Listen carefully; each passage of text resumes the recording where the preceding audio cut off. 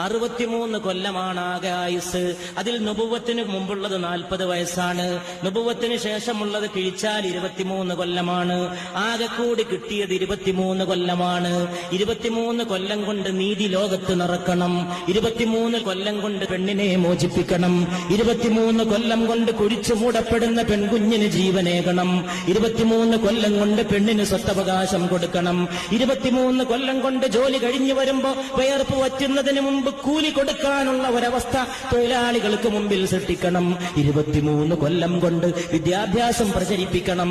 23 കൊല്ലം കൊണ്ട് കറുത്തവനെയും വെളുത്തവനെയും ഒരേ പാത്രത്തിൽ നിന്ന് ഭക്ഷണം കഴിപ്പിക്കണം. 23 കൊല്ലം കൊണ്ട് സ്വർഗം പഠിപ്പിക്കണം, നരകം പഠിപ്പിക്കണം, സിറാത്ത് പഠിപ്പിക്കണം, മീസാൻ പഠിപ്പിക്കണം, മഹ്ശറ പഠിപ്പിക്കണം, ഹൗദുൽ കൗസറിന്റെ മനോഹാരിത പഠിപ്പിക്കണം.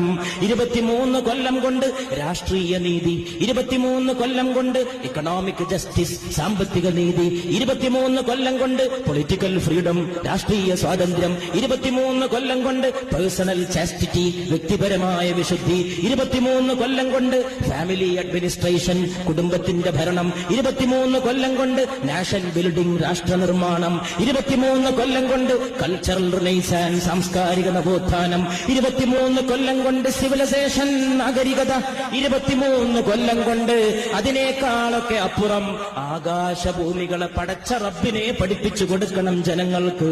അതൊക്കെ ഏറ്റെടുത്തുകൊണ്ട് നബി വന്നിട്ട് നുബുവത്തിന് ശേഷം ആകെ കൊടുത്തത് വെറും 23 കൊല്ലം.